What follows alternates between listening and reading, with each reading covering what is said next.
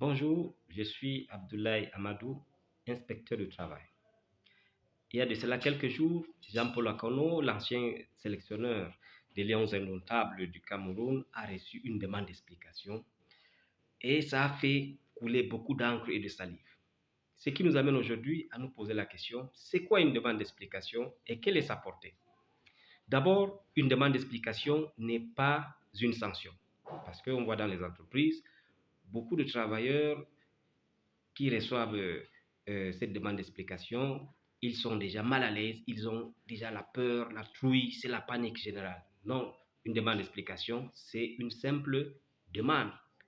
Comme on introduit une demande de permission d'absence, une demande d'avance sur salaire, qui ne fait pas trembler l'employeur, ça doit être aussi réciproque. Une demande de quoi? D'explication. On vous demande d'expliquer un fait.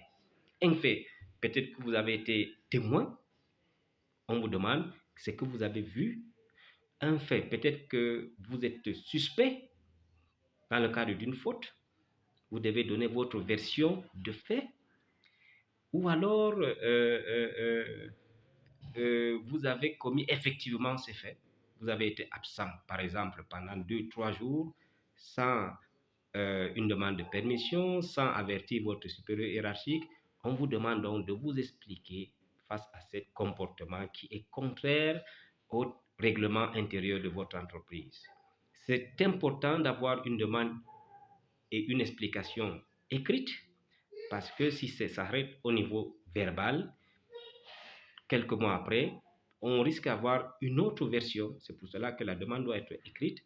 C'est juste procédural pour respecter la forme. C'est aussi important pour pas seulement pour le responsable des ressources humaines, mais un responsable qui a ses subalternes et qui est témoin d'une faute, il est obligé de donner une demande d'explication, même si ça ne va pas aboutir à une sanction, c'est très important. Sinon, lui-même, il sera sanctionné parce qu'il n'a pas transmis l'information. Le jour où l'employeur est au courant, il va se dire que vous êtes témoin parce que vous n'avez pas averti qu'il y a eu telle ou telle situation.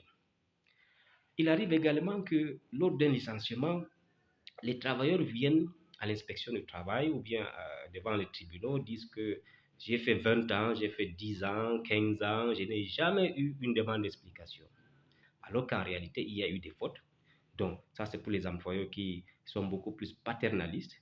Il faut qu'ils sachent que la demande d'explication, parfois, c'est mieux de sanctionner, même si c'est un avertissement verbal ou écrit.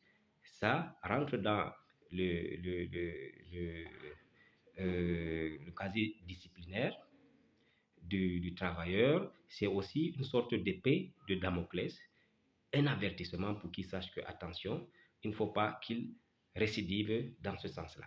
Et enfin, il faut éviter qu'il y ait d'exagération, de multiples demandes d'explication, au point où la demande d'explication devient banale, alors que c'est une procédure qui est très importante. Nous allons le voir, surtout lorsque ça se transforme en litige devant l'inspecteur du travail ou devant le juge du tribunal social.